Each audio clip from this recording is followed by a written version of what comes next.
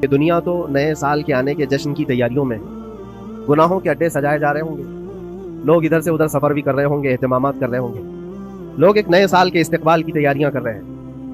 لیکن ایک مومن بندے کو یہ چاہیے کہ اس کے گزرے ہوئے سال کا وہ حساب بھی تو کر لے۔ حاسبوا قبل ان تحاسبوا، یہ فرمایا گیا ہے کہ اپنا حساب تم خود کر لو اس سے پہلے کہ اللہ تمہارا حساب لے لے۔ ہمارے گزرے ہوئے سال کے اندر کتنے دھکے کھائے، کتنی ٹھوکریں کھائی، کیا کیا نقصانات اٹھائے۔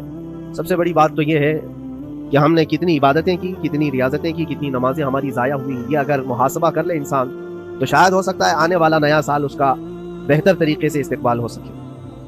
لیکن اگر صرف جشن کی تیاریاں کرتا ہے اور ہر نئے سال میں وہ اسی طرح کے دھوم دھڑاکوں سے داخل ہوتا ہے تو گزرے ہوئے سالوں کی غلطیاں اسے کبھی یاد نہیں آتی۔ اللہ تبارک و تعالیٰ قرآن پاک میں فرماتا ہے کہ تم سے ہر نعمت کے بارے میں پوچھا جائے گا، ہر نعمت کے بارے میں پوچھا جائے گا۔ حدیث پاک میں ہے، نبی کریم صلی اللہ تعالیٰ علیہ وسلم فرماتے ہیں کوئی انسان قیامت کے میدان سے اس وقت تک اپنا پیر نہیں ہٹا سکتا جب تک 5 سوالات اس سے نہ کر لیے جائیں۔ 5 سوالات میں سب سے پہلا سوال کیا ہوگا؟ اللہ تعالیٰ یہ پوچھے گا کہ میں نے تجھے جوانی دی، تو نے کہاں کہاں خرچہ کیا؟ یہ پہلا سوال ہے۔ اور محدثین و مفسرین فرماتے ہیں کہ ایک سوال کے جواب میں بندے کو 500 سال بھی لگ سکتے ہیں۔ اپنی صرف جوانی کا حساب دیتے دیتے کسی کو 500 سال، کسی کو 700 سال لگ جاتے ہیں۔ باقی کے جو 4 سوالات ہیں وہ بعد میں۔ اللہ نے صحت عطا کی تو اس کا استعمال کیسے کیا، دولت عطا کی تو اس کا استعمال کہاں کیا۔ صرف جوانی کا جواب دینے میں جب 500 سال لگ جاتے ہیں تو پوری زندگی کا حساب کیا دے پائے گا؟ اسی لیے میرے عزیزوں، جس کے پاس آج جوانی ہے یا گزر چکی ہے وہ غنیمت جانے، ایک ایک لمحے کو غنیمت جانے۔ اور ایک حدیث پاک میں آپ کو بتاتا ہوں، اللہ کے حبیب صلی اللہ تعالیٰ علیہ وسلم فرماتے ہیں 5 چیزوں کو 5 چیزوں سے پہلے غنیمت جانا۔ اس میں سے 2-3 میں ذکر کرتا ہوں۔ حضور پاک صلی اللہ تعالیٰ علیہ وسلم فرماتے ہیں اپنی صحت کو غنیمت جانو بیمار ہونے سے پہلے۔ آج صحت مند ہو تو اس کی قدر کرو بیمار ہونے سے پہلے۔ ہاتھ نہیں ٹوٹا ہے، ابھی پاؤں نہیں ٹوٹا ہے، سر سلامت ہے، سوچنے کی طاقت ہے، زبان سلامت ہے۔ اپنی صحت کو غنیمت جانو اور ہر دن اللہ کا شکر ادا کرو کہ مولا میری طاقت اور میری حیثیت سے زیادہ تو نے مجھے عطا کیا۔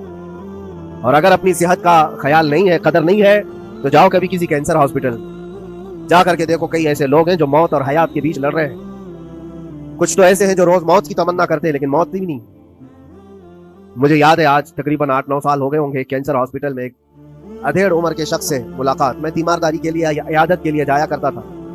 اس شخص نے بستر پر لیٹے لیٹے کہا اس کے گردن میں ایک ایسی عجیب قسم کی کینسر کی پھنسی تھی جس سے ہمیشہ خون اور پیپ رستا رہتا ہے، کافی دنوں سے ہاسپٹلائز ہے، لیکن ایک اس کی جو گڑ گڑاہٹ دیکھا اور ریکویسٹ میں نے سنا، کہا کہ حضرت صرف اتنی دعا کر دیں کہ میرا سر اٹھے اور میں سجدہ کر سکوں۔ اس لیے کہ جوانی میں نے سجدے نہیں کی، اللہ کی عبادت نہیں کی، اور آج شدت سے خواہش ہوتی ہے کہ میں عبادت کروں یا سجدہ کروں، لیکن سر اٹھاتا ہوں تو یہاں سے پیپ اور خون شروع ہو جاتا ہے، اب وہ طاقت نہیں۔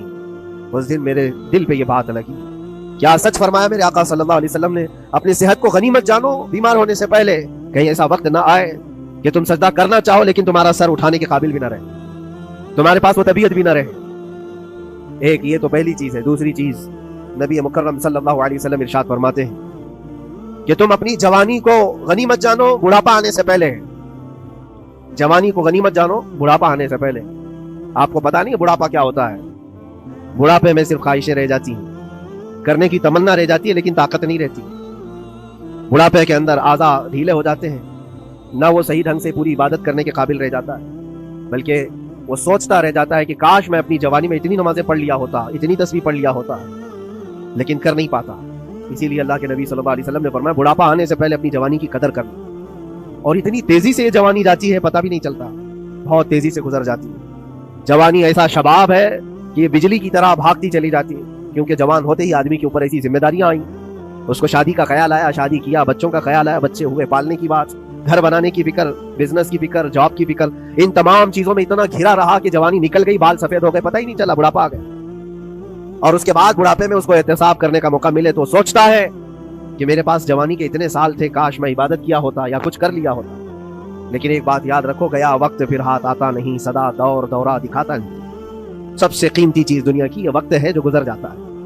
آج کا جمعہ پھر ہم صدیوں بعد بھی یا جتنی بھی زندگی ہو یہ دوبارہ نہیں لے سکتے، یہ واپس نہیں آئے گا ہماری زندگی میں۔ 2024 کا یہ آخری جمعہ ہے، پوری دنیا سر پٹک لے، دوبارہ یہ جمعہ واپس نہیں لا سکتی گزر جانے کے بعد۔ یہ نظام کائنات ہے، وقت گزر رہا ہے، الوقت کالسیف، یہ وقت تلوار کی طرح ہے، اس کو تم کاٹ دو ورنہ یہ تمہیں کاٹے گا۔ تیسری چیز رسول پاک صلی اللہ تعالی علیہ وسلم ارشاد فرماتے ہیں، دو چیزیں میں نے بتایا، پہلی یہ کہ صحت کو اپنی قدر کرو، غنیمت جانو بیمار ہونے سے پہلے، دوسری چیز ہے اپنی جوانی کی قدر کرو بڑھاپا آنے سے پہلے، اور تیسری سب سے امپورٹنٹ ہے، اللہ کے نبی نے فرمایا زندگی کو غنیمت جانو موت آنے سے پہلے۔ پہلے والی دو چیزوں میں تو تمہارے پاس موقع تو ہے، صحت چلی گئی بیمار ہے لیکن بیماری میں بھی توبہ کر رہا ہے، اللہ اللہ کر رہا ہے، چلو ٹھیک ہے، جوانی چلی گئی لیکن بڑھاپا ہے، بڑھاپا میں تو اللہ اللہ کر رہا ہے، عبادت کر رہا ہے، یہ دونوں میں تو موقع ہے، لیکن زندگی ختم ہو گئی، موت آ گئی، تب پھر کیا ہے؟ موت کے بعد پھر کوئی عمل نہیں، موت کے بعد کوئی عمل نہیں۔ حضرت سفیان ثوری رضی اللہ تعالیٰ عنہ کی بات مجھے یاد آتی ہے، ایک جنازہ جا رہا تھا اور اس جنازے کے پیچھے ایک 8 سال کی بچی روتی ہوئی جا رہی تھی، اس کے باپ کا جنازہ تھا، بہت رو رہی تھی، بہت گڑ گڑا رہی تھی۔ کیا جملہ کہہ رہی تھی؟ کہتی تھی کہ ہمارے گھر پر، ہم پر جو آج مصیبت آئی ہے اس سے بڑی مصیبت کبھی آئی نہیں، بہت بڑا صدمہ ہے، بہت بڑی مصیبت ہے۔ تو حضرت سفیان ثوری نے اس بچی سے کہا بیٹا تمہارے اوپر جو مصیبت آئی، تمہارے گھر پر جو آئی وہ کل کو ٹھیک ہو جائے گی، تم پھر معمول پر آ جاؤ گے، بلکہ بات یہ ہے تمہارے باپ پر جو آئی ہے وہ سب سے بڑی ہے، وہ موت ہے، وہ سب سے بڑی ہے، کیونکہ وہ پلٹ کر کے آنے والا نہیں ہے۔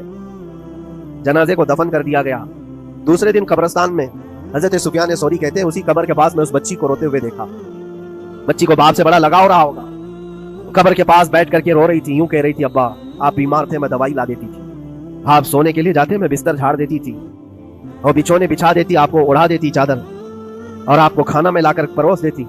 کل کی رات کیسی گزری؟ کیا کسی نے دوائی پوچھی آپ کو؟ کیا کسی نے کھانا پوچھا آپ کو؟ کیا کسی نے بستر جھاڑ کر دیا اور کسی نے آپ کو اوڑھنا اڑایا؟ وہ روتی ہوئی اپنے باپ سے، مرحوم باپ سے باتیں کہی جا رہی تھی۔